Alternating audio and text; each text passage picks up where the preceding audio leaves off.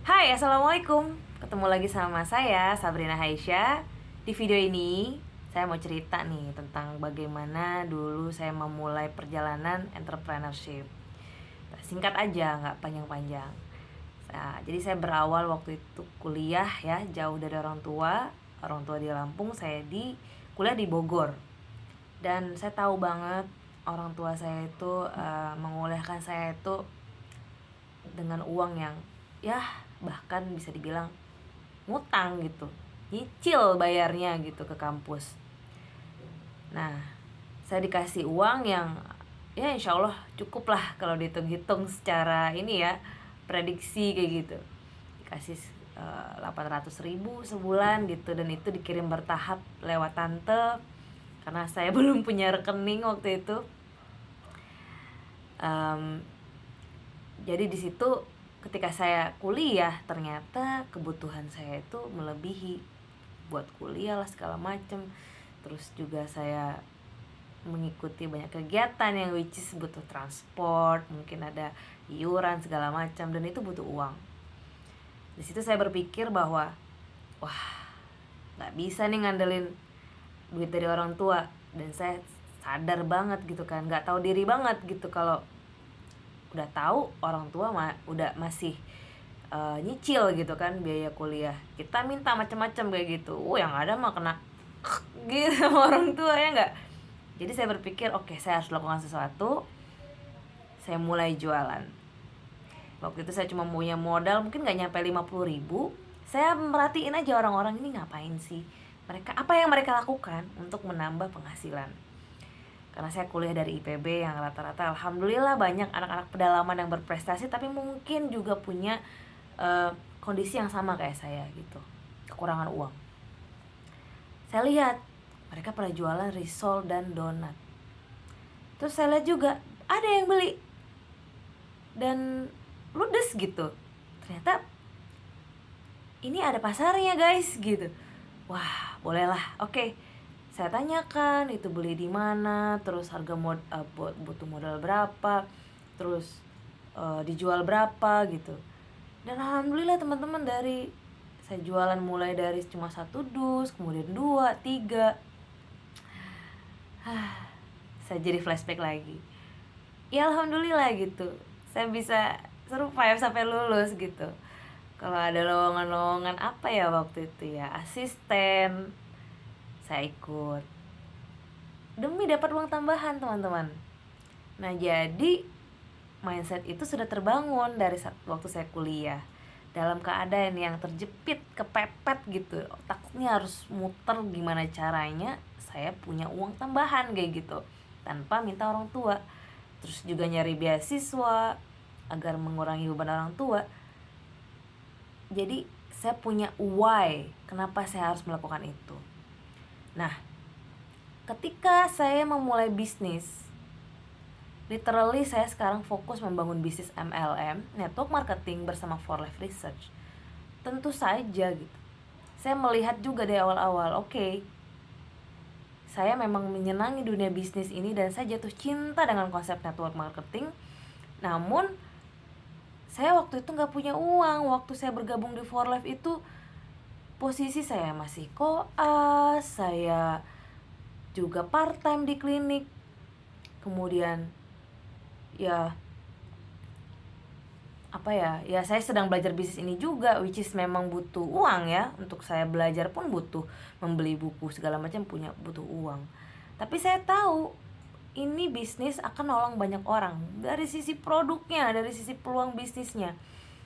So ya kembali lagi seperti waktu itu, saya cari orangnya yang butuh produknya, which is saya sendiri pun butuh. Tapi ya you know lah ya kan, kalau otak bisnis itu pengennya kalau bisa dapat gratis, kenapa harus saya beli tiap bulan kayak gitu. Itu it's normal ya teman-teman, pebisnis apapun itu ya dia pasti pengen menikmati apa yang dia bisniskan juga kan, secara dengan harga yang jauh lebih murah kan gitu. Dan sesimpel itu pikiran saya. Jadi dari situlah saya bermula dan saya sharing ke teman-teman satu 2 3. Dan ini tidak menggunakan uang yang banyak ya untuk mulai bisnis. Jadi hanya modal cerita doang. Modal cerita. Dan saya menyadari bahwa kenapa ada orang yang kok menyerah ya dengan bisnis ini gitu, padahal modalnya kecil sekali gitu, bahkan bisa dibilang bisa nggak keluar modal uang gitu. Yang perlu hanya modal berani cerita, berani sharing ke orang-orang, dan kita bisa dapat keuntungan dan mereka juga dapat manfaat dari produknya. Bahkan kalau kita bisa mengajak orang untuk ikut bisnis, orang yang diajak tersebut mendapatkan manfaat finansial juga. Jadi saya nggak habis pikir aja gitu, why apa lagi yang mereka butuhkan gitu untuk bisa struggling di bisnis ini. Sedangkan bisnis konvensional itu butuh modal yang gila banget gitu, yang ya saya pernah lah ada di posisi bisnis konvensional gitu kan, butuh investor, jualannya juga mati-matian, nyetak brosur ribuan kayak gitu, mungkin ada produk yang gagal ya kan. Sedangkan di bisnis MLM itu produk itu udah dibuat sedemikian rupa, di riset canggih ya kan, apalagi produk yang saya bisniskan ini BPOM, sudah BPOM approve, sertifikat halalnya diakui MUI, dan juga risetnya juga sedang berlangsung di Indonesia nih. Nah, semoga nanti kalau udah keluar kita bisa klaim nih ya produknya. So, ketika teman-teman udah ngelihat visi ke depan, ini produk ini manfaatnya dan juga apa jangka panjangnya yang akan teman-teman dapatkan, nggak ada lagi itu yang namanya menyerah ya. Menyerah karena belum closing itu biasa, ya nggak sih? Bisnis mana sih yang semua orang terima? Nggak ada. Ibarat kata gini, misalkan teman-teman jualan teh gitu, nggak semua orang suka teh, ada yang suka kopi, ada yang suka jus. Jadi penolakan itu biasa, ya kan? Waktu saya jualan donat itu juga kan, oh gue nggak suka donat, oh gue nggak suka risol. Tapi waktu itu saya fokusnya ini pasti habis, ini pasti laku, entah siapapun yang beli pasti Tuhan kirimkan orangnya. Dan itu terjadi di bisnis saya.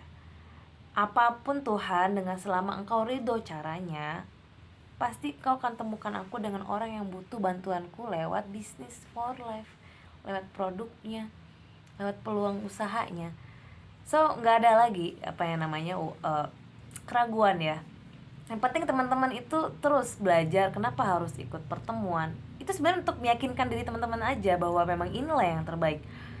Dan it's okay bahwa nggak semua orang yang kita rekrut itu menjadi pebisnis, karena memang pada kodratnya 80% lebih member perusahaan MLM itu adalah pengguna aja.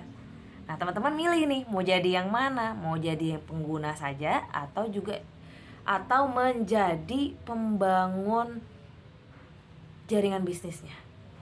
Jangan mau kalah sama Alfamart sama Indomart yang buka cabang terus, ya enggak? Jangan mau kalah juga sama bisnis-bisnis lain yang mereka tuh expand gitu kan, dan mereka bahkan butuh modalnya gede banget gitu. Nah sedangkan bisnis MLM ini bisnis dengan konsep franchise juga, tapi modalnya itu kecil banget.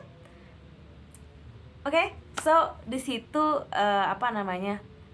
kita sama-sama belajar bahwa di bisnis MLM ini adalah bisnis perang pemikiran ya. Jadi teman-teman harus bisa mengendalikan pikiran teman-teman untuk terus ya bergerak, beraktivitas gitu untuk impian ya teman-teman. Sekian video dari saya, sampai ketemu di video berikutnya. Dadah, assalamualaikum.